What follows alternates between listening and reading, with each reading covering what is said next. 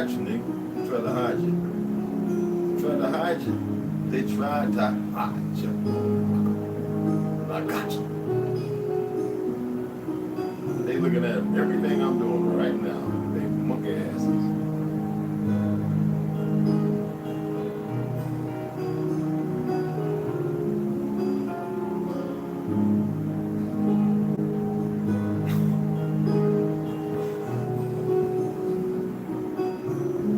Already. Woo!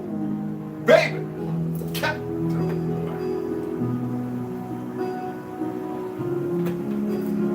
Let's go ahead and get it in. And you knocked my plate off it. You little monkey. I knew you was on the table. I could see the heads. And the cabbage. Troy Boyle. You little turd cutter. Just want to keep me washing dishes and stuff. Thought about doing laundry. I feel like I ain't got laundry done. Let's go ahead and get comfortable, man. Let me first. Hey, what's going on? Rondo, Mikey, what's going on? Chatahaya. So I'm gonna share something with you, and you can check it out for yourself, right? So who knows? I could be wrong, right? It's possible. All right. Let me get into some pictures. Okay. And I'm just gonna hold it up and show it to you. Okay. Oh, no way. Let me make sure I got the right one over here. Yeah, there we go. Whoo, child.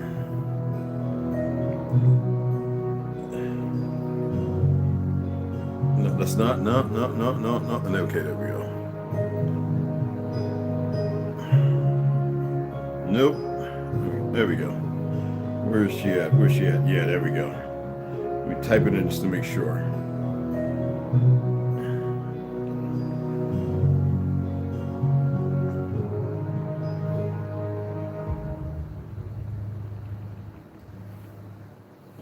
God damn.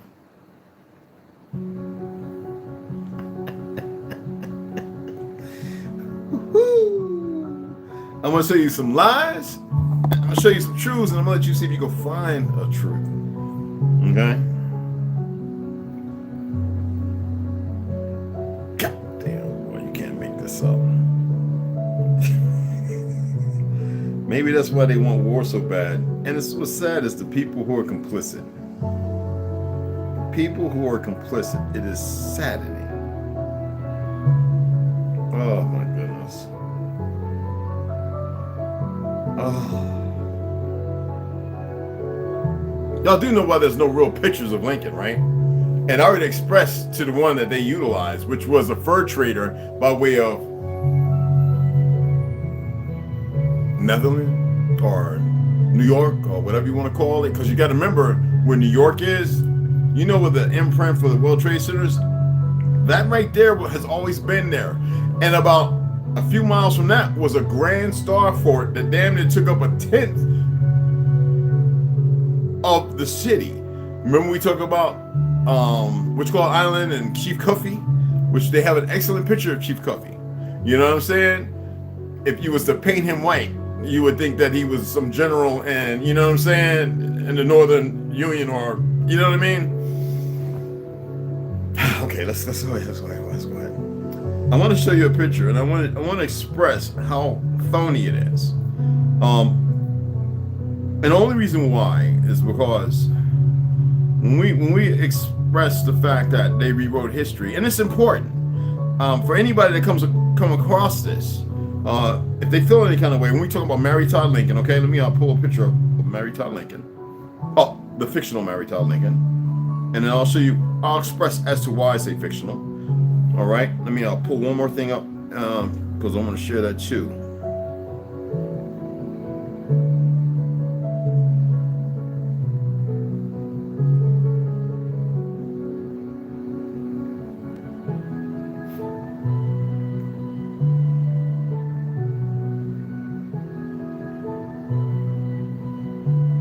Okay.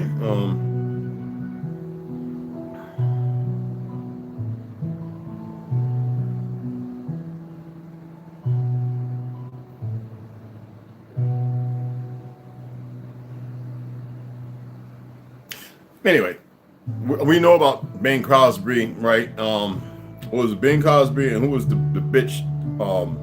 Bing Crosby. I think Marjorie Reynolds, right? No, don't have it. I'm just I'm doing my best to remember.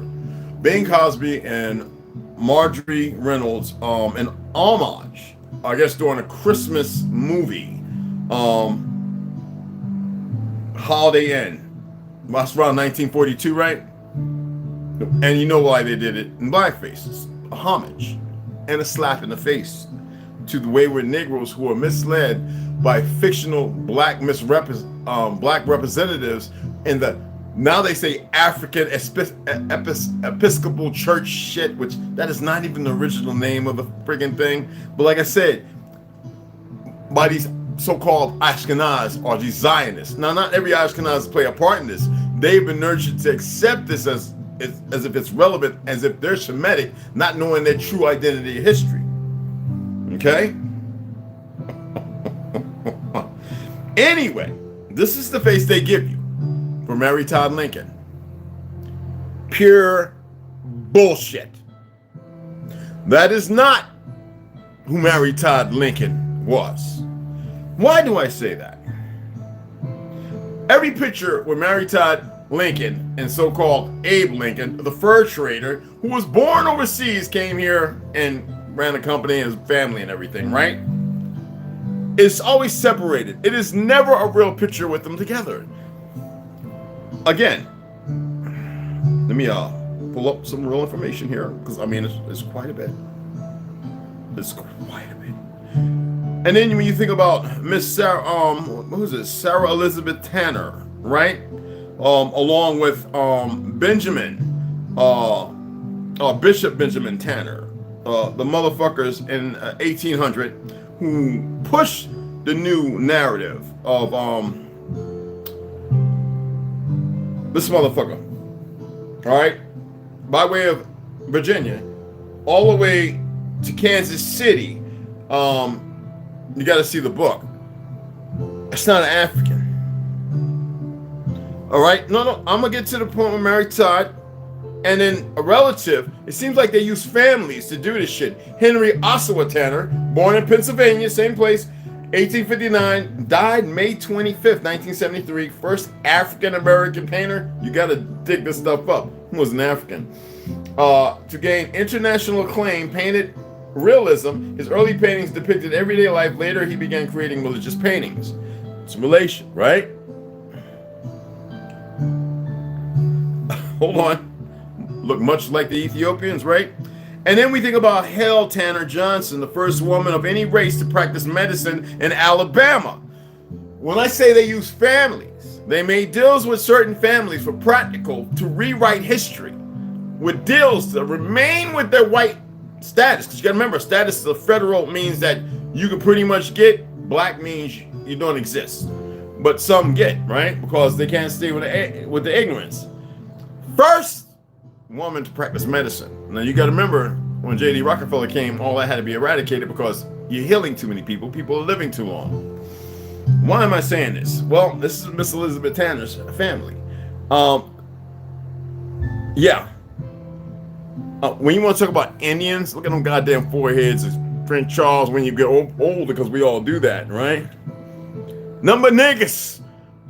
When I told you there was all these pale skins here, you need to remember what I'm saying. Not in the vernacular what you know or believe, because you've been conditioned by them. You've got to free yourself from that. Now, let's go a little further.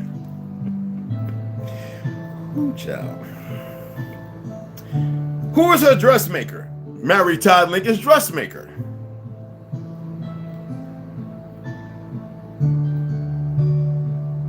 Elizabeth Hinckley.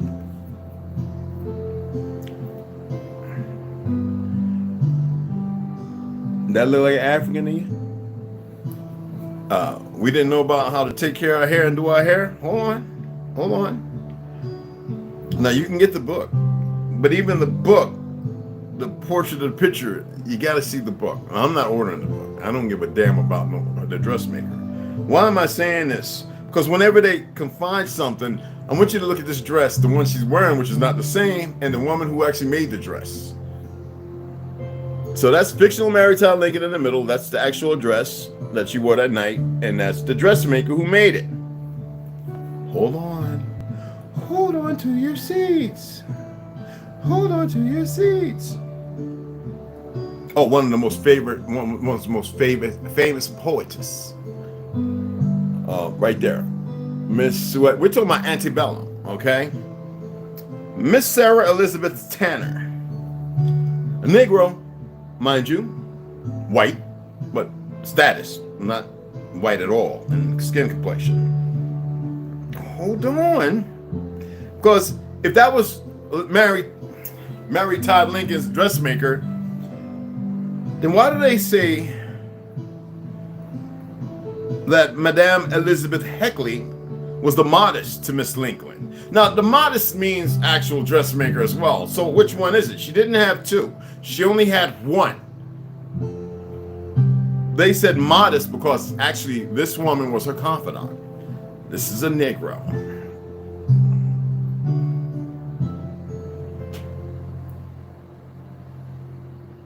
I bet you couldn't even figure out what tribe she belonged to. So you're going to tell me that Mr. Lincoln, pale skin, in statements he freed the slaves, but he didn't want to free the slaves, but the punch bowl happened after that, and most Negroes who fought in the war, who part of the Republic of Tartary, were murdered. Not one punch bowl, it was quite a few of them.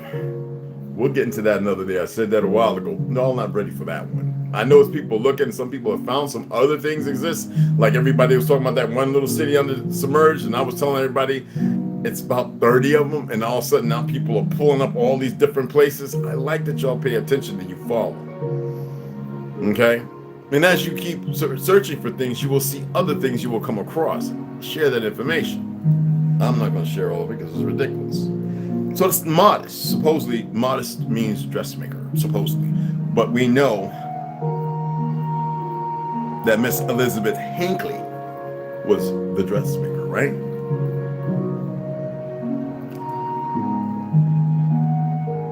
Heckley. So she is the same person you think? She was a confidant as well. Miss Heckley compared to Miss Hinckley. And some people will say, well, that means no, you do overtype. No, actually, let me pull it up. It could be an overtype. This is stuff that I've had for a while. Okay, where's she at? Where's she at? Let me see if I can pull her up, guys. Because it might be an old one, or a new one. Let me see. Okay, here we go. So it is Heckley on the book. Oh yeah, Heckley. So anyway, she was the confidant as well. She wasn't just the dressmaker. Excuse me. Let me pull up the other picture. She was also her confidant. So you're going to tell me that all the people in the cabinet, and I told you that the Franklin House, because it wasn't the White House at the time. That was after the Reconstruction era. It was called the Franklin House. Okay? Which was a change from what it originally was. Okay? This right here is supposed to be her in her morning dress. I want you to see this. Oh, these damn notifications get on my nerves. Okay? This is a morning dress. Does that sound familiar to something I'm reading in Heaven Bearers? Who do you think made it? Now, if it was so racist, right, by the narrative painted, wouldn't it mean that Negroes shouldn't have been touching nothing, at least be shaving you? I'm telling you, we live in a very obscured world. Hold on. If you want to know who the founder of the Colored Women's Club, Miss Josephine St. Pierre Ruffin. Pierre Ruffin. Oh, this is all between 1859 and 1945, people.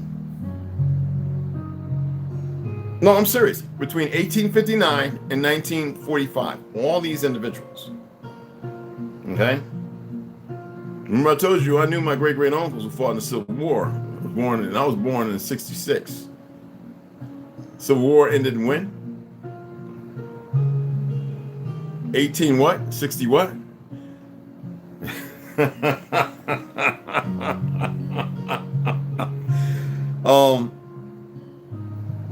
have some more pictures. Somebody said this picture's been going around on Facebook. I don't know why I had to go far back. But old bets, when you get into, some of you are going to think about your great grandmas, no teeth, your grandpas, you know, Mississippians and all that, the real Mississippians and Alabamians and, you know, Carolinians and Floridians and Georgians and Texians and Californians. Those are our people. That's not a Mongol or a Mongrel. And just to let you know, that's a wig. Why am I going through this again before I get to reading? Because they won't stop with the lies. It's impossible. They're stuck. If you want to know your enemy, wouldn't you cast a spell, though they're spell chasing and utilizing our energy against us negatively? Wouldn't you cast a spell to make sure they stay stuck so you can always see them and know them by the, what does it say in the Bible? Know them by the works or their labor? They think they're not stuck. I wouldn't, like I said, I wouldn't care if they was smaller than a mite or 40 to 400 feet tall. It don't matter. I wouldn't care if they had 20 eyes. Your enemies can die. The problem is, y'all too busy killing yourself internally while looking at everything outside externally. When you should be killing every lie out externally and empowering yourselves internally. That's simple. This is all simple stuff. You can look up, there's a plethora of pictures based on antebellum. Even the actual woman who made the original flag, which was the blue or the white star, based on the Republic. Some countries misrepresented it because you got to think about who conquered that country, who gave them the flag. And the flag of peace, which you see, this is a battle flag, right? They're made of battle flag, which is something that was flown on a pennant, like with the, instead of the one with the red stripes down, meaning no more blood to the land. Oh, y'all didn't know that? And white meant purity. So pale skins, you're not pure, and there's nothing white about you. I mean, everywhere, and it's sad that some of y'all were nurtured in this line. Not every one of you are part of this. But everywhere you go with this ideation and ideology that you're some bad motherfuckers. You're not. I look at, right now I'm looking at the new generation of police officers coming from the war. It seemed to be the dumbest, pain-stricken motherfuckers I've ever seen in my life. You go up to people, no constitution or nothing, but because you're in the costume, you've seen a few bad things, you figure you can approach every Negro based on that fake white creation color, creation and colorism, as if it's going to be, let me help the police officer understand something. The more people do, the more you probably will leave the job. Y'all have no jurisdiction based on Article 1, Section 8. No jurisdiction over anybody walking. You're not federal. You're not an agency. We wouldn't care if they came and federalized you. We know it's bullshit, and if you was accept that because your little training, your little BJJ and shit, your little handful of training, all right? When some of us been doing this shit for 20, 30 fucking years, all right?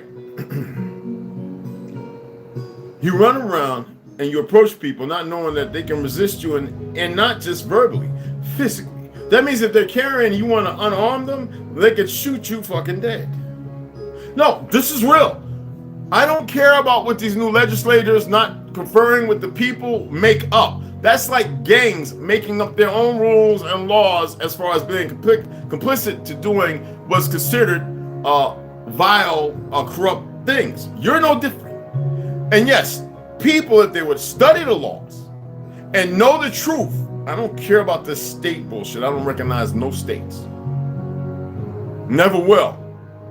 But this is based upon a fact that you cannot fuck with people on their First Amendment. If you got a feeling, whenever you pull somebody over, first of all, you're supposed to be letting them know it's safe to travel, or this work, you might have to go a different route. Convey that. All this shit pulling people over because of drugs, well, that's some CIA shit. Some Mossad shit. All right? And a lot of y'all can't even stand them, you monkeys. But regardless of that, go and study the fucking laws. Your fucking laws. That kind of stripped from us, like our lands or homes and every goddamn thing else, because, you know, people get tired of fighting. And yes, there were medicines here utilized to make the children go to sleep to forget everything they can. Some didn't make it through it. And when people woke, they didn't remember a goddamn thing, and these bastards took advantage of it. I know this is a fact. So why don't you lower yourselves, because we got complicit dumb Negroes running around calling themselves black still. I've been doing my best to get them to change that goofy shit, because it's imperative. A lot of them talk about black laws and all this other shit, and yet and Morocco and all the other goofy shit, but still utilizing the term black. We know there's a bunch of people that change their status to white Indian, which means pure heart, pure as an individual, and a few other things when they change the status, meaning non-citizen, because I'm not a fucking citizen. Fuck, I'm looking like a wind-up watch. But see, this is the whole thing. How the fuck can I be a citizen on my own land when that was a trick saying, well, if you deal with us and we'll make sure you're covered and you have everything. That's not what went down. We already see these motherfuckers alive. You see them occupying the land they don't belong to, because that is not Israel. That is not the land of Israel. That's some bullshit. That's what these Zionist fucktards need, so they keep people divided and warring while you're murdering your own fucking cousins. Stupid asses. Why did I say that? Why did I bring up Bob, Bing Cosby and that dumb bitch playing blackface and homage, 1942 or Abe Lincoln? Because it needs to be said. Because why do we have betraying ass niggas who didn't want to lose what they remembered? That gratefulness, even with the tragedy of the mud flood, the floods and everything, which is recent, to betray people. Listen to me. It's going on right now. When does it end? The moment people become more aware of these truths. Then people can sit up and say, wait a minute, hold up, wait a minute. Can I put a little toe in it? Because see, some people want to know the truth. And there's not a lot of truth tellers out there. There are people who get in specificalities based on the realms of their existence and entitlement of the perversion of the law they live in. You want me to repeat that? Weak ass fake egos, melancholy, an attitude of fluctuating stupidity. That sounds pretty fucking bad to me. It doesn't sound as though it sounds like it's one. That's pretty fucking bad. I hope you all appreciated that a little bit. So it actually said Hinckley, because the first picture I pulled up, Hinckley, when it's Hexley. So to say, regardless of that, was the confidant, not just the dressmaker, was the one she confided in. What pale skin was doing that? Gotta remember, James Stewart was the Air Force, right? World War II. The brother who wanted to, they wanted to put him in the movies with him. It's a Wonderful Life, Vertigo, all that shit. A staunch racist. Couldn't stand this because he can recall the fights and the battles. And what was the main thing he said in the 1940s? Why do I have to let that little young nigga, why does he got to be in our movie? They control everything. See, control wasn't given over yet. It was still the Reconstruction period, right? When did the Reconstruction period end? Why is it that all those people, melanated people in those damn world zoos, in the world fair zoos, we couldn't even be in the motherfucker? Nobody's making sense of that. I had some gooftard, push black and all that African, probably a fucking goofy dumbass agent. But saying, oh, we was in it. I was like, weird, bitch. I've been doing this since 1978. Show me. And I got all the pictures. I mean, shit, they just returned the Filipino bones of 70 individuals that died or were murdered who got tired of doing the goddamn shows. And 3 of the fucking brains because they were trying to prove white superiority. Who would fucking do that? Some people not from or of this earth or land. It's simple. It is real simple, people. It's not complicated. The Filipinos, the new Filipinos, the negritos, the mix, they were showing what they were capable of doing. They even had a little baby tied to a post in all the shows every day. Yo, for real, these motherfuckers. And the black family, before everyone was open in every country, who were allowed to go in and see everything that they resurfaced, restructured, but see what they remember. And then y'all pulling information up. They were allowed to keep their white entitlement. Maybe they're children too. Maybe they're billionaires or something. Maybe they've juxtaposed. Maybe they've become corrupt all the way through. I don't care. Check the stuff out for yourselves. Let's go ahead and get into the hidden lands beyond the Antarctica, the continuation of Moore's journey between interconnected planets. Notes can find on my Claudio Naselli, you know him, show the brother. Love the work he does. All respect and homage to him for what he's been able to dig up, put together. Don't worry, he's not the first one to put out material like this, okay, people? I just like the material he's put out. So, I showed you yesterday Cassiopeia, the Hurunk manual rising, Manal, and yokes of the lands yesterday, to which we were alluding or discussing. And it's based upon this right now, chapter 18, the being called Herink. Between, let me say hi, who else came in here? Because I got Rondo, Chatahaya, Mikey, right? Ganja, excuse me, about Herbo, what's going on, beloved? I got Mikey here, right? Yeah. Hey, I am baby girl Slaughter, what's going on, beloved? Julia Young, how are you, beloved? How's it going? Yeah, how them first fruits. Know them by their first fruits. Yeah, all the works, their works. Right, right. T. Hines, what's going on, beloved? What's happening, Cincinnati? So let's go ahead and hit this up. I'm just going to read just one chapter. I'm not going to read 2 or 3, but I want to get to Heaven Bearers. There's a little bit of reading, not a lot. I want you to really pay attention, okay? Anyway, chapter 18. The being called Hit. I forget how to pronounce it because I actually Googled it, but it's Harek or something like that. I think something like that. It almost sounds you would think Scottish or Irish, Irish or Scottish, Scotland and Ireland, Scotland, Ireland. I've been to both places. And actually, you be there for a week and you have the accent, especially if you like drinking pints like I do. Well, back then. Anyway, between total astonishment and some frustration in not being able to initiate a conversation with these beings, I made signs to them so that we could leave the boat, to which they refused. I then assumed that they would not leave until their alleged leader, who was meeting with my father and butler, did not show up there to give some kind of indication or order. While I didn't feel any kind of hostility or warning of danger in there, the reality was that I didn't feel comfortable either, and even less so without being able to communicate with them, other than with some signs where I felt like an infant trying to talk to the parents. Goo goo gaga, right? I proceeded to make signs of greeting and slowly retreated up a type of staircase that seemed holographic but firm enough to reach the deck. Now, when I set foot again on the shore and looked back again, the boat had a different hue, more reddish, and it was not the product of our known red sun. However, the shape remained. Many citizens had seen me enter and approach me to ask me what was inside. I wanted to avoid any answer by making gestures of not having seen anything, because if I commented that there were more beings, many other questions would not, excuse me, take long to arrive, and it would be a long interrogation, and there might even be some other curious persons who would want to get inside. Now, my father was approaching in the distance with the new visitor and butler in tow, and 2 Marines followed him behind.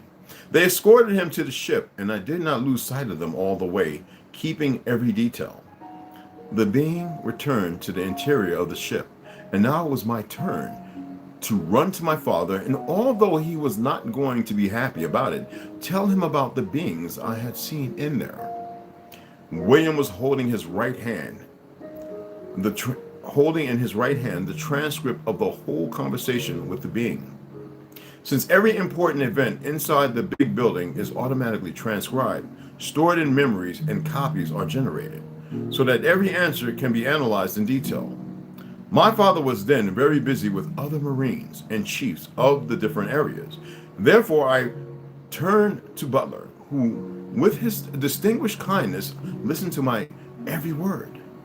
Butler opened his eyes at every word of my story, as he knew he had risked too much. But he was glad that I had been able to give him another piece of knowledge about these beings. Then he told me that all this was somewhat similar to the version that the same being had given. And after my insistence, he promised to give me a memory to read the transcript. Listen to this, give me a memory to read the transcript. That's almost like those MEs, right? About the Anunnaki and Enlil and Anu and all that, right? A memory. To read the transcripts of the visitor, who called himself Herink. And also, like the rest of the team that came on the boat, they claimed to be from a place called Cassiopeia. Hold on. Let me see. I was gonna read it, but I'm gonna read it because it's very short. It's like only a page. Chapter 19. I got you. The plan to return to the lands of origin. Everyone in the ancestral lands already knew my father well enough to know to know perfectly well that this welcome visit was excellent for our central plan of liberation of humanity. Both the knowledge that these beings brought in their technology, especially the latter. And so my father would then try to make it all fit somehow into one of the plans they had created to return to the known lands. That means here, guys. In fact, I would later learn that he had not been able to resist too much and had proposed it to him in the first conversation in the great building. My father understood that time was getting tighter and tighter. The transcript did not come to me from my dear father, but from Butler, who had given me a copy of the hidden encoded memory. And my father was trying to keep me away from all this conflict. But the reality was that we were all part of this long and arduous journey, and of course, I would be no exception.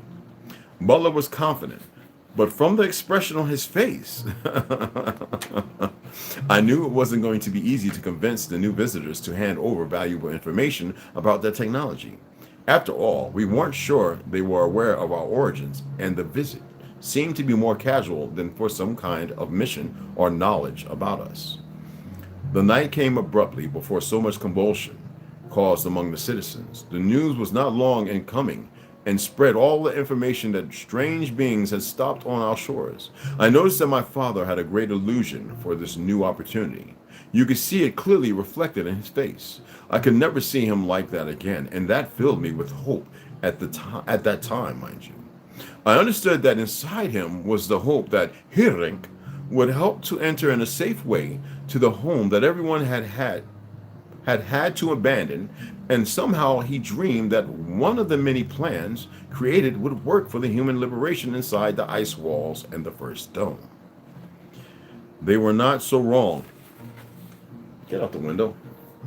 They were not so wrong on the technology that these beings had reached and knew how to manipulate. In fact, I had seen it with my own eyes. The interior of that ship looked like something out of the best science fiction books that my father talked so much about known lands.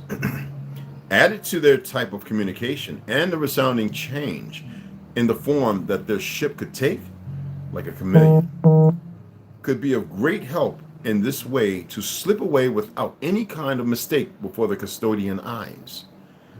It's pretty freaking awesome. Next time we'll get to the transcription. We'll get into that. Not right now. Which is chapter 20. Excuse me. How do cats do that when they see something they want to get at? You sound retarded. No, for real. Don't look it back at me. Damn, lizards are always up on the window. This guy. Heaven Bearers. The Great Reset of 1834 and the Mud Flood. Janine Halling.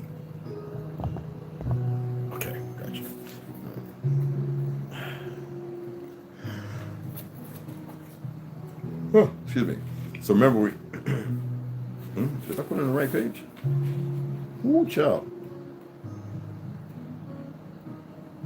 How did it jump way up there?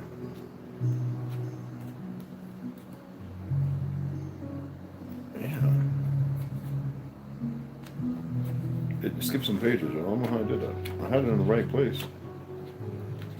My apologies. Where's it?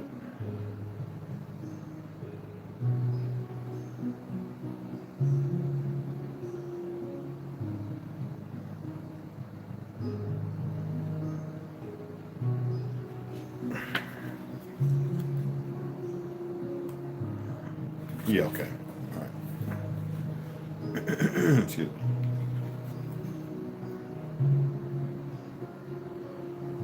Okay, we're in the right place. It was the right place. It was me. I was reading the other book. I got confused myself. My apologies, guys.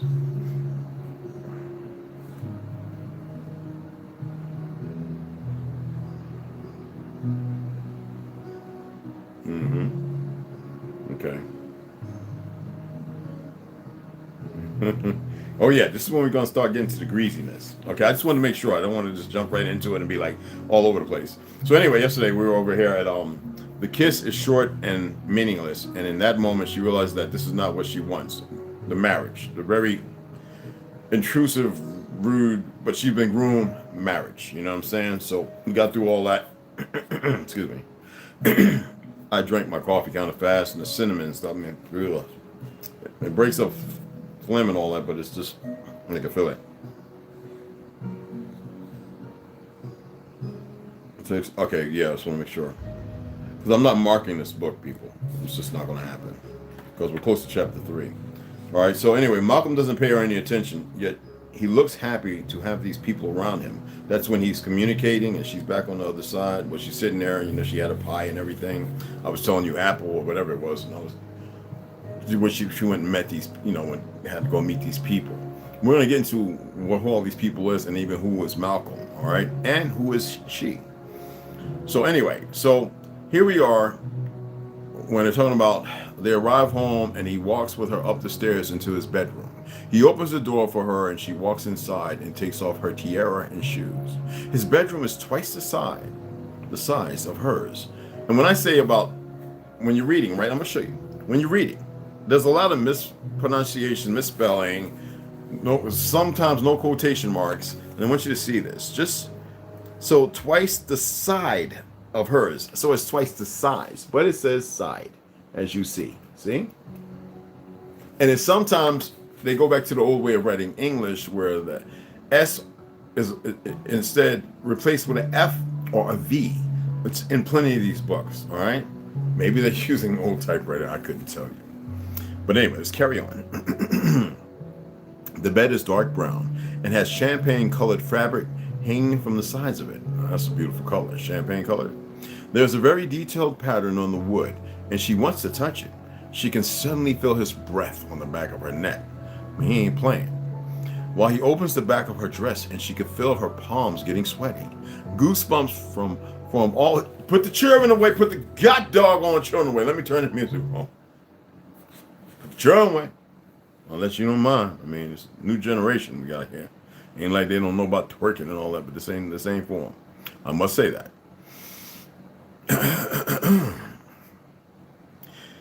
His breath on the back of her neck, while he opens the back of her dress, and she can feel her palms getting sweaty. Ooh. Oh, what's going on, beloved? Goosebumps form all over her body as he slips her dress off of her shoulders, and she wants to run away. This is for old niggas like me who like ankles and wrists and stuff. Oh, you got some fine thick ankles, mama. You eat collard greens and hot water cornbread? What kind of neck bones you like? Turkey? Baby. Okay, let me stop. Okay. Anyway, off of her shoulders, and she wants to run away as far away from him as she can.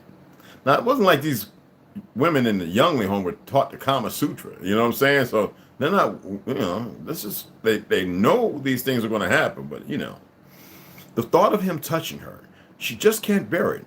He messed up with the kiss, obviously.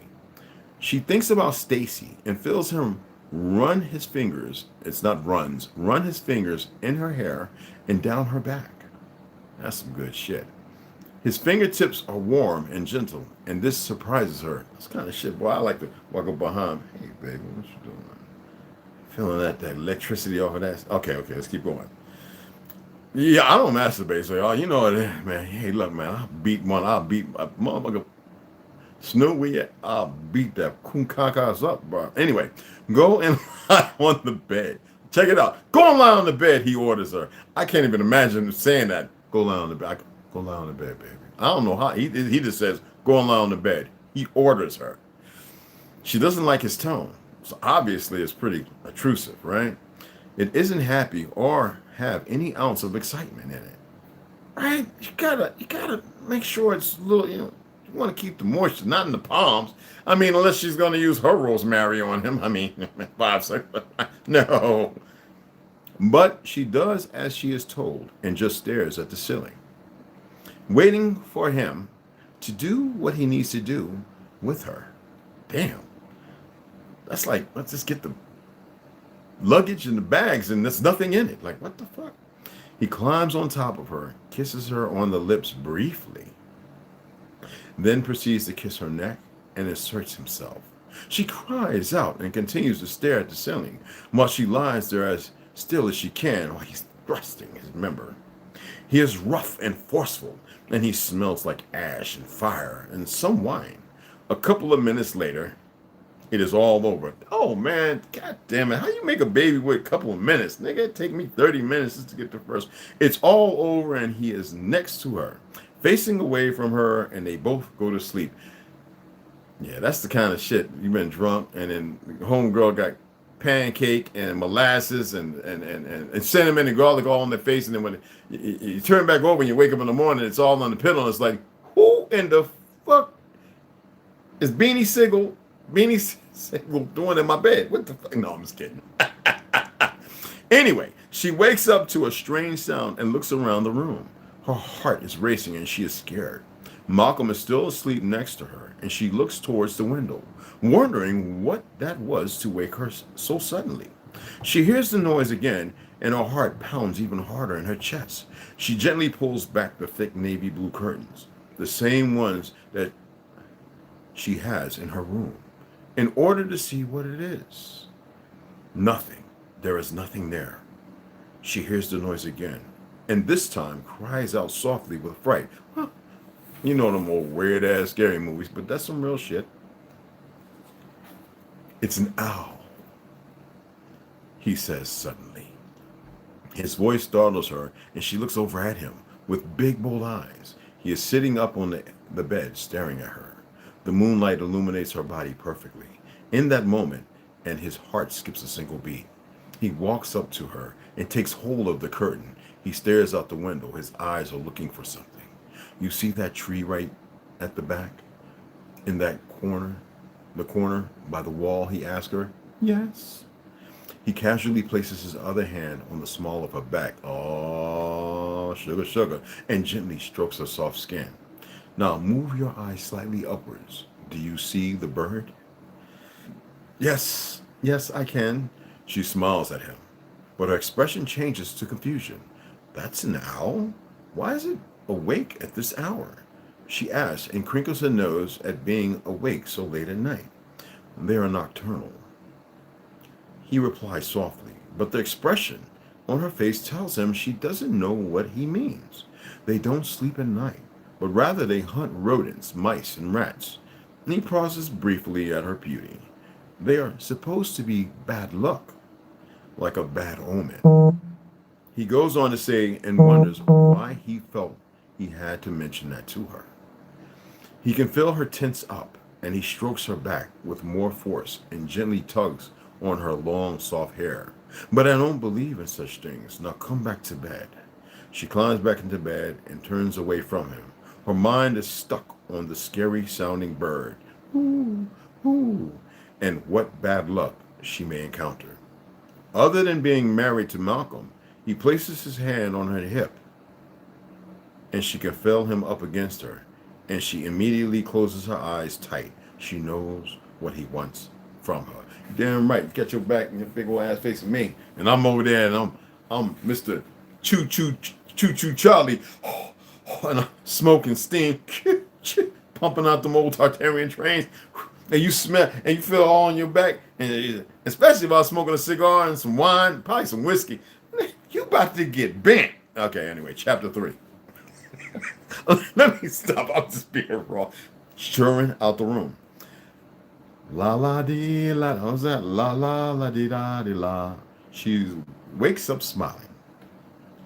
She knows this tune and hums along while she lies there sprawled out on the big bed, bucketed ass naked. Her mother used to, I threw that in there. Her mother used to sing a song to her with that tune. She didn't even know what she knew, that she knew it until now. That song, I know it, she says, as she sits up holding the sheets tightly to cover her naked body. Good morning, Mrs. Harrington. Breakfast is ready downstairs. She pulls open the curtains with a strong tug and puts a gold-colored tie back around each of them. You know. You will be eating alone this morning. Mr. Harrington is at the office already. Bonnie looks over at the chunky gold clock above the fireplace and yawns. I didn't realize it. It was already 9 a.m. He must have laid it on after that first little 2-minute shuffle. Was Mr. Harrington upset that I was still sleeping? She asks and feels guilty. Jane grabs her champagne-colored gown and hands it to her with a gentle smile, but doesn't answer her question. You need to head into town after the breakfast and buy some clothes. Mr. Harrington's orders. I could accompany you, if you would like. Yes, yes, please. I have never had to buy clothes before. We were given what we needed at the Fundling home, and that was it. She puts on her gown and starts to blush. I didn't even realize you got clothes in different colors until I left the home. This is a different world, she thinks to herself as she walks down the majestic staircase, letting her hand trace the railings and looks up at the details and fine engraving along the ceiling. She chooses to eat, the fruit again and takes her time. I'm Miss Harrington now. I don't need to feel ashamed for doing things at my own pace, she tells herself and pours herself another cup of coffee. She's getting into the frolic of things, eh? Oi, May, I think we got one. So she takes a bath and puts on the black dress she arrived in. She then grabs her black coat hanging next to the others and plays with the hole where the middle button should be for a moment. She looks in the mirror and realizes just how different, how sad and tragic she looks dressed as she is, and slides on her black leather gloves. That's pretty pathetic. Like a morning dress I showed you. What the fuck? I look like a real lady in my white gown. No, that's not how it's spelled. I never changed this. It says I looked like a real lady in my white gown. It's not what the fuck. It's supposed to be looked like a real lady in my white gown. I am very grateful to be getting new clothes, she mutters, all nervously, and stares at Jane in the reflection of the mirror. She has been waiting for her. She turns to face the door and stares at it. The life he can give me will make it all worth it.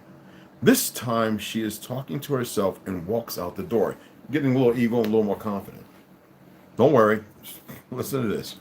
She has never seen so many dresses and colors. There are over 100 different types of fabrics and patterns. Some are for parties, others are for trips to the beach. The beach? And to think, just 17 years ago, this place looked so different. Her eyes move in the direction of that voice, and she sees an elderly lady, maybe 50 years of age, telling her daughter about an incident that happened over a decade ago. She takes a step closer and pretends to be looking at a pair of shoes and pricks up her ears, nosy as fuck. I am too. I have heard this story 100 times, Mother. The mud flood was terrible, I get it. But look around. There is almost no sign of it. The young girl is visibly irritated, crosses her arms, and lets out a big groan. You know how youngins are. We don't want to hear nothing about that.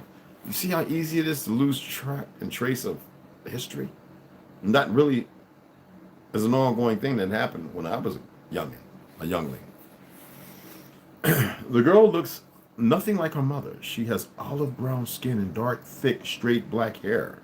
Her eyes are dark brown and she has very feminine features. But she isn't pretty.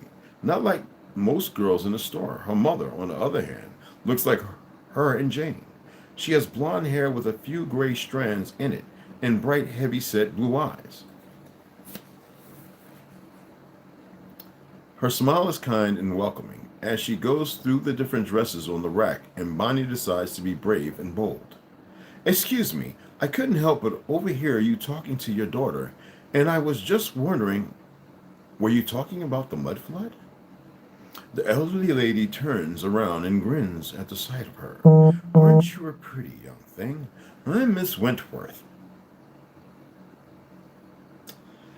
she says as she stretches out her hand for Bonnie to touch softly. Bonnie notices that she is wearing a very big bright yellow stone on her fourth finger, and on her left hand, mind you. Her expression and posture tells her she is someone important, and it makes her feel less bold suddenly. She gently touches her hand the way Malcolm touched hers and greets her back. It is a pleasure to meet you, Miss Wentworth. I am Miss Harrington. She replies with a smile. She probably should have kept that, not said that, a simple smile. The lady's eyes widen and the grin on her face turns into a big, toothy smile. Miss Harrington? Her eyes scan her entire, looking for Mr. Harrington, obviously, her entire body and face, and it is evident that she knows who Malcolm is. Jane was right. He must be very important. This is my daughter, Elizabeth. She leans over and snaps at her. Come shake her hand, stupid girl. Elizabeth reluctantly shakes her hand and sits back down on the black leather couch and pulls a face. The girl must not enjoy shopping, or her mother, or both, she thinks to herself, Bonnie does. So about that mud flood, what happened? She asks gently and politely. Miss Wentworth ignores her and checks the gold watch on her thick wrists. Coffee and cake? Siesta time, I believe. She isn't really asking and starts leaving the store.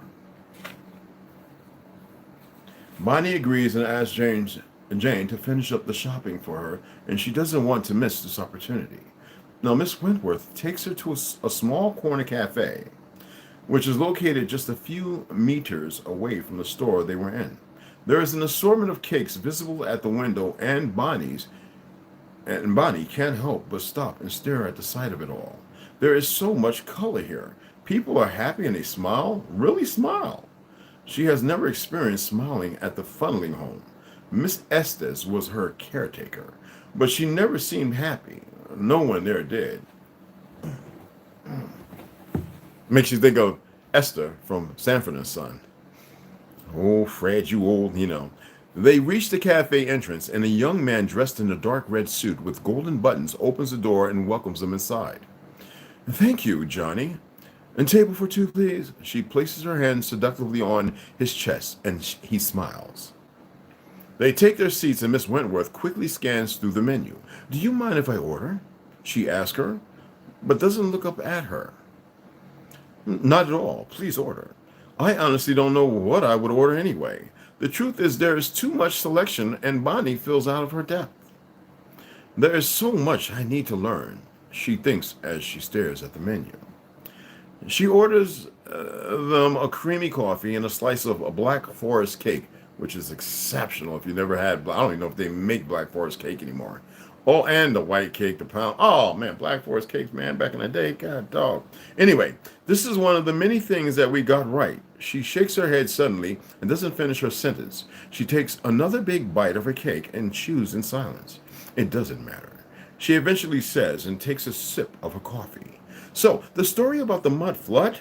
She asks again. Bonnie prompts her gently, trying to change the subject back to what she wants to talk about. Right. So 17 years ago, the world went through a drastic change. I don't know all the details, but there was a cataclysm, and they call them heaven bearers.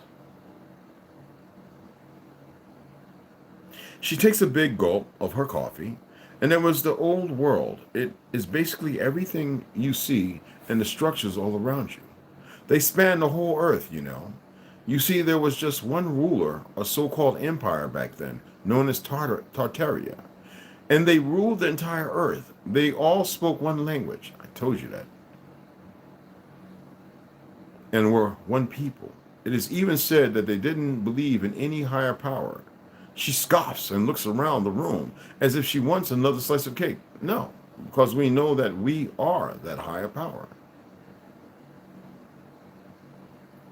Anyway, so the Tartarians were a fair-looking people, especially the women, blonde, petite, like you and me and dear. She wrote this because you gotta remember where she's at.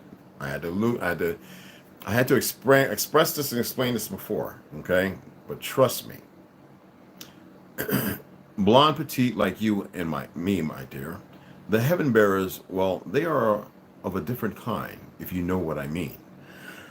Really? Her voice changes slightly, and she fidgets with her fingers. Truth is, we weren't supposed to talk about this stuff. It is no longer history or of any importance. Bonnie doesn't know what she means, but doesn't want her to stop talking. So these heaven bearers came, and then what happened? How did the mud flood happen? Well, they took over the entire earth. A war ensued between the Tartarians and it somehow resulted in a mud flood that covered everything in 20 meters of mud. 20 meters of mud, or something like that. The building still stood, but the Tartarians starved to death. You see, they were alive and needed to eat, whereas the heaven bearers, well, I guess they didn't. Okay? Let me pull this up. I want to pull this up. I want you to get a. Okay, I don't want that to pull out. I want you to. I know some of you know right off the back, but I'd rather you have a visualization. Okay? I did it before. I'm going to do it again.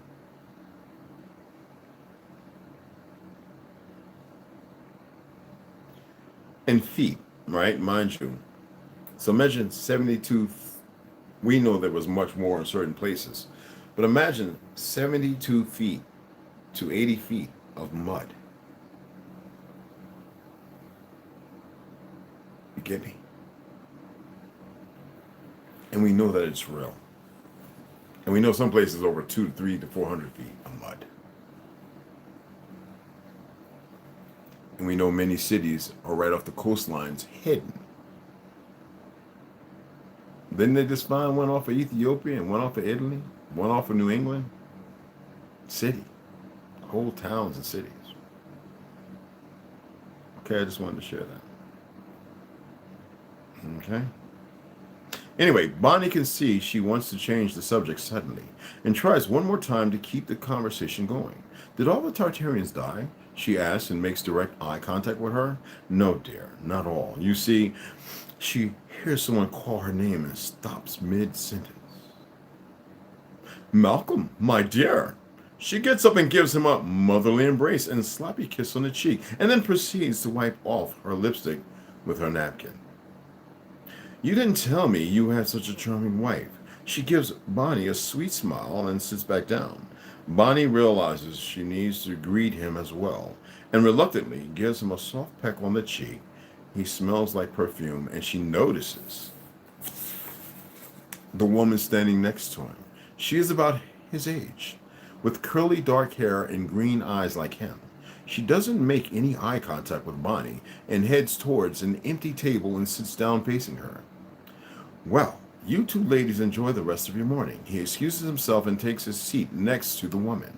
Bonnie sips her coffee and stares out the window. Miss Estes told her once that these rich men can have other women. In fact, it is quite common. Remember I was telling you a story about when they came here? How when they had wives.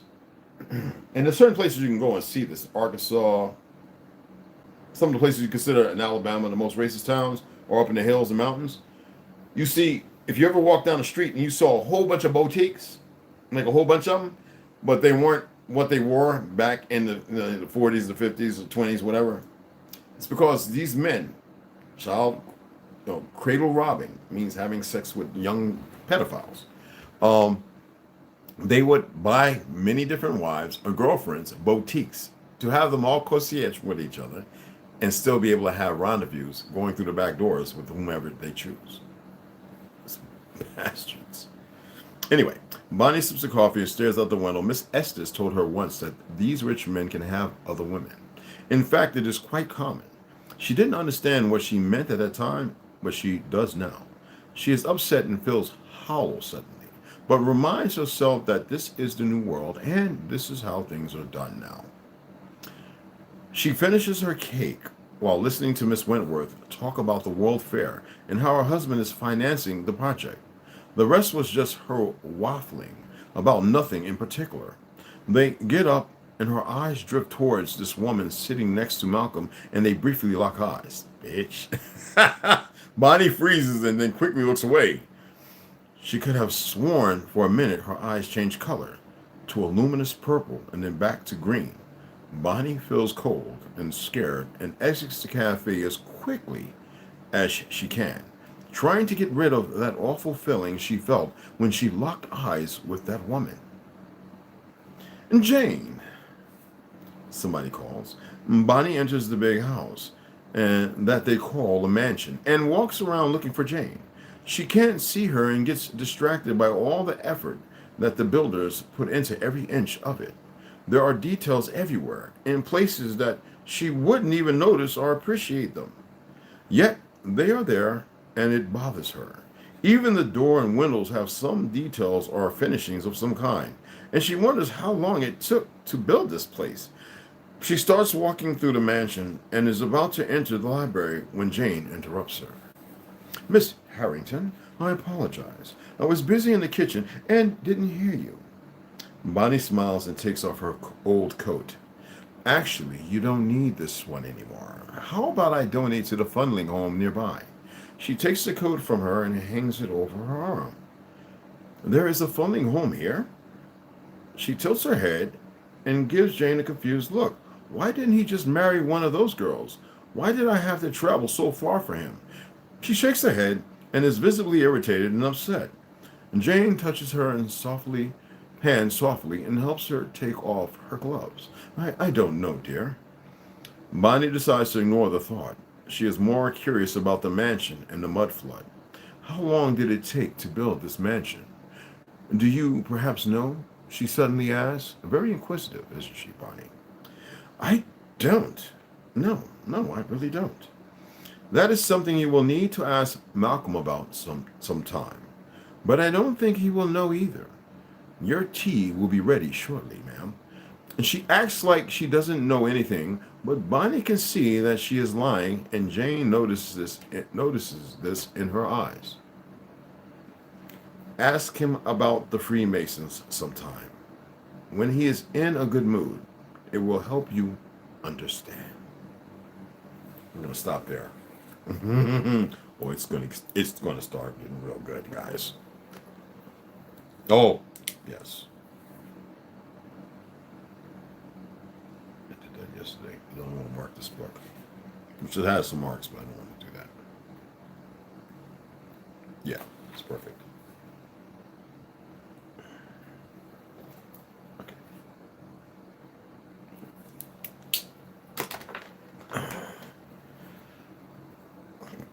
Now, he was in the window, you went upstairs. What's going on, buddy?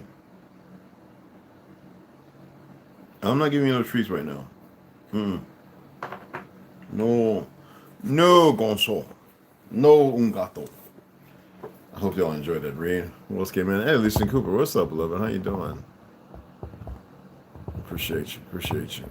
It's good to have everybody in. Showed up. I hope y'all enjoyed the read. Oh, it's going to get really, really good. But later on, like I said, we're going to come in. We're going to go over White Cargo and the Negro Project. I wasn't going to read White Cargo for like a week or two, and I says, no, I was going through it. I said, no, let me go ahead because I'm glad I'm writing something, because contextually I'm not in no rush. I don't owe nobody nothing, obviously, and the world thinks everything is owed to them. The world is lies. That's what you need to remind yourself. So it's going to be an alright read, I guess. It's intriguing to say the mental, but you get what I'm saying. Because when you say white, everybody was white at one time. By the narrative of not the stock exchange, because that's where they ruffle our money, but as far as the perception, until it was incorporated. So you had to have the greater and the lesser, right? We'll get into it, because the truth is, when you're orphan, you're born in a cabbage patch, you belong to somebody. Ownership. And the fields, when they were working, anytime you see a bunch of pale skins with a couple of Negroes, melanated, dark melanated, I'm using those terms so loosely, my apologies. It's because the melanated ones were teaching them. But you know they can paint the picture however they choose, right? Let me read this. I got to. I mean, I don't have to do shit, but you know what I mean. Did I even save it on this one right here? I believe I did, if I remember right. Because I got a lot of, I have a lot of, I guess you could say, Confucius quotes and stuff like that. That I was reading for a while and I stopped because I don't believe people found it interesting. Because, you know, we as a people can be very ignorant, and I don't want to disrupt people's ignorance. So what I'm going to do is read the novelist George Orwell, 1984. If you never saw it, somebody said it's on YouTube. I actually just have I have the DVD. You know, I ordered it. But and they won't allow me to play it because they'll, you know, they try and come hard on me unless I'm narrating the movie and all that kind of stuff. Reaction, you know, and I have to label it that, and I have to be able to be in the movie and my face in the screen. Anyway, this is a statement I want you to pay attention. It's allowed because it shows the pure character of those who saw everything going on, and they couldn't be quieted. They couldn't be silent for whatever reason. I don't know. Every record has been destroyed or falsified. Every, not one, not one, not two, not three. Every record has been destroyed or falsified. Every book rewritten. Listen to this. Every picture has been repainted in a white superiority narrative. Every statue and street building has been renamed. And every date has been altered, besides the fact of 1,000 years being added. History has stopped. Nothing exists except an endless present in which the party is always right. Excuse me.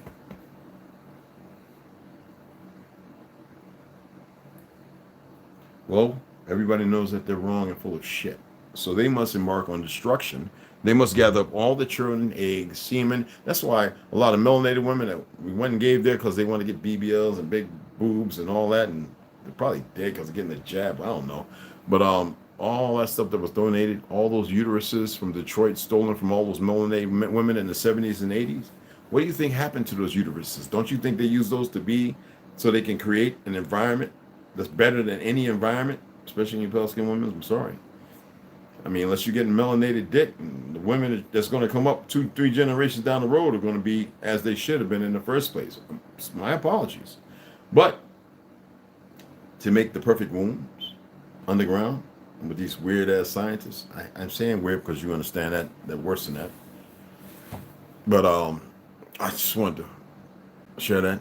And I think Heaven Bearers is an exceptional read. We've been over a few exceptional reads that we've completed and over the year, and some very interesting stuff. And The Hidden Lands Beyond Antarctica, yes, he is making another book. I'm going to get right on it when it comes.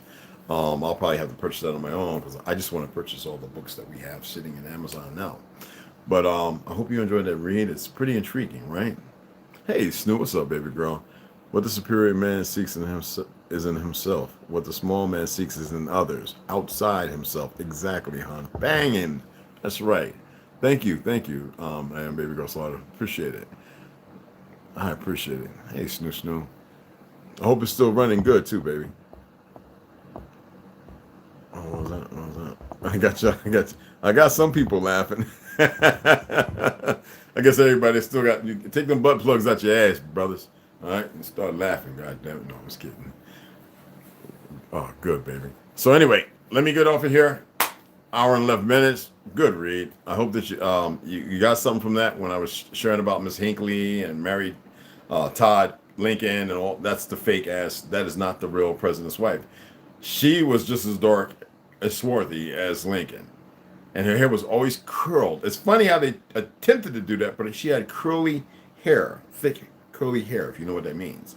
The problem is the only actual picture I've ever seen was a painting, a rendering of the actual Mary Todd Lincoln.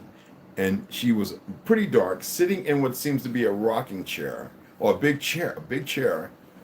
And the painting with yellow, was red, with like beautiful dots, beautiful woman, very long-faced woman, like you would think, like, you know what I'm saying, like crackhead on PJs,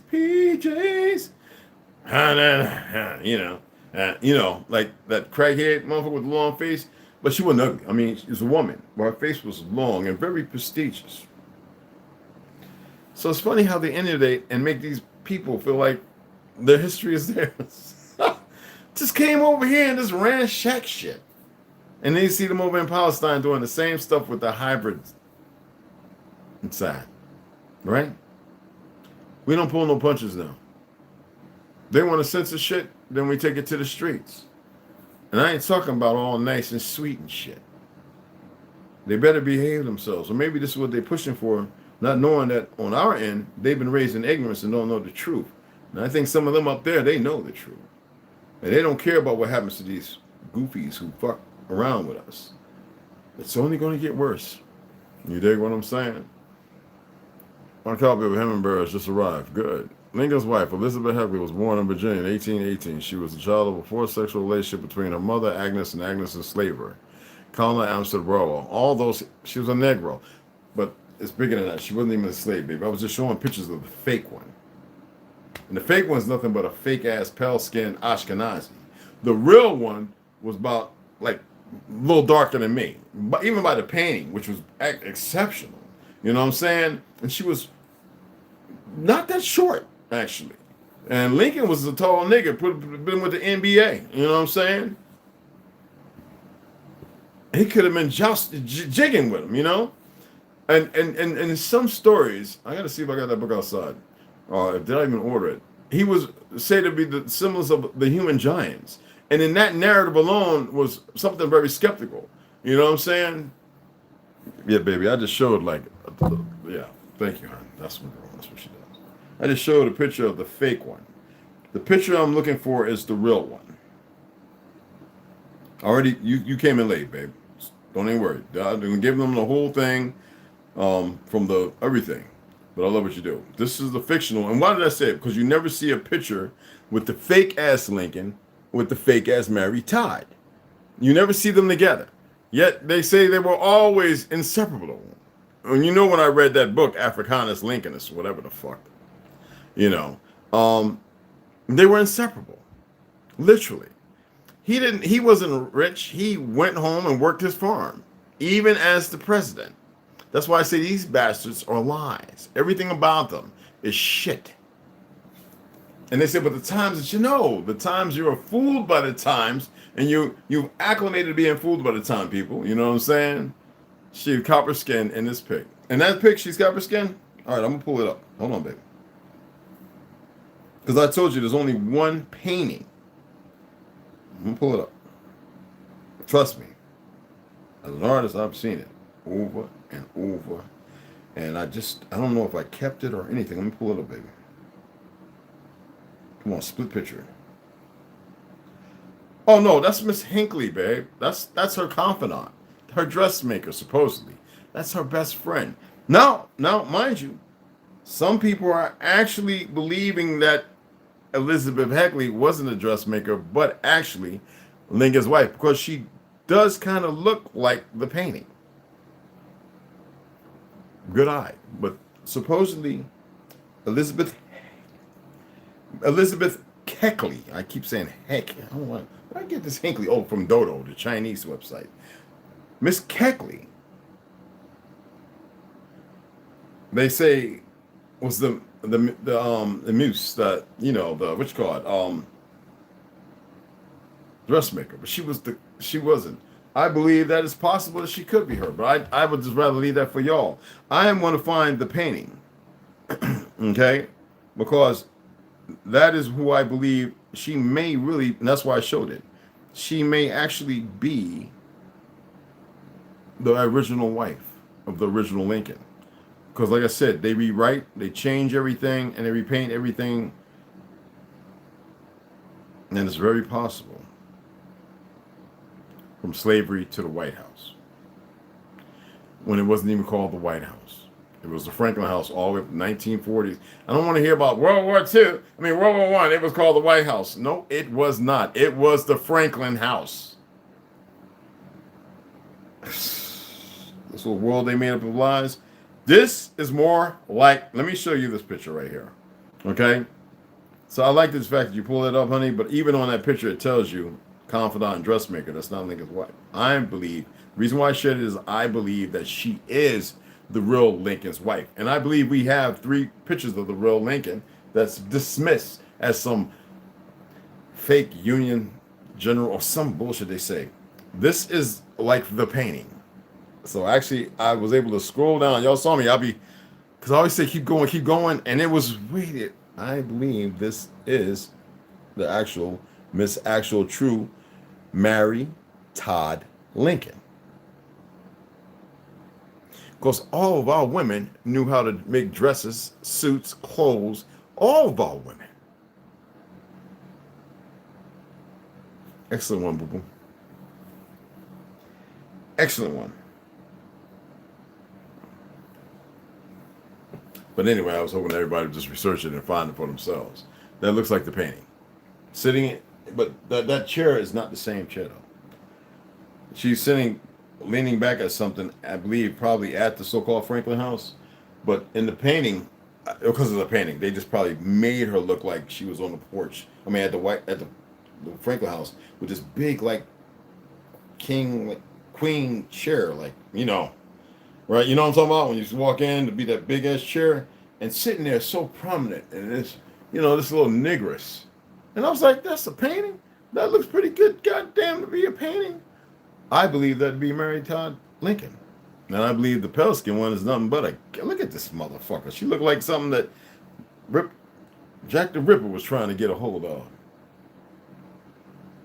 No, that is not Lincoln's wife. There's more and more lies and shit.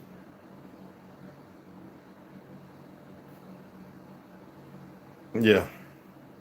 Anyway, I hope that was a good read and some information sharing. I hope y'all look into it. As I said when I first put it up, look into the stuff, look into the pictures. Go watch that movie with Bing Crosby and the goofy bitch. Go watch it. You know, so-called paying homage to Abe Lincoln and blackface. Was it Bing Crosby and Marjorie, right? What was her name? Marjorie, I said, right? Anyway, go look up the friggin' movie.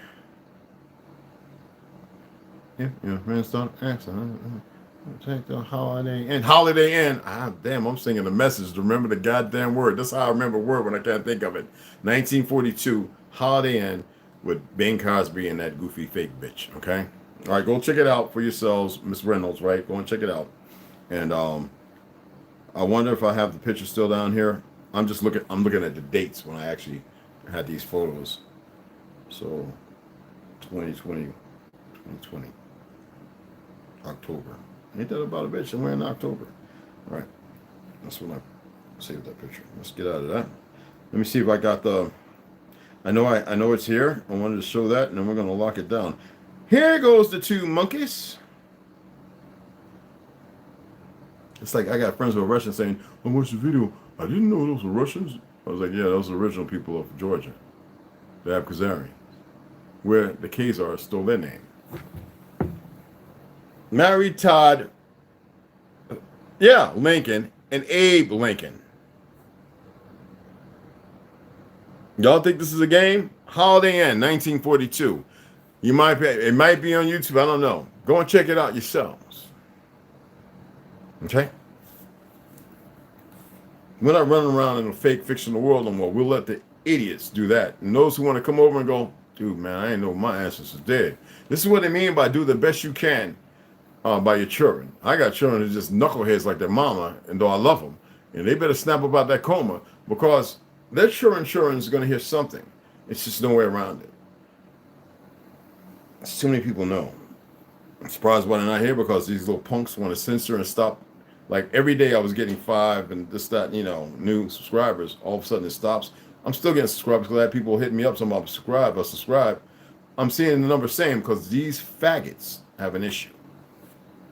But, like I said, I already did what I had to do, so I don't give a fuck whether they breathe tomorrow or don't. You know what I'm saying? Anyway, number of respect and love. I'm going to catch y'all in a little bit. 2-1 brothers. Protect these fucking sisters out here, these women, period. That's who we are, moral. We don't subjugate ourselves to divisiveness based upon the enemy's narrative. And we watch out for everybody, but we take care of our people. Okay? That means we bring them back into the folds of truth and let them see with your conviction, let them see that there's lies and they're in the midst of the lies, but they don't have to be the lie.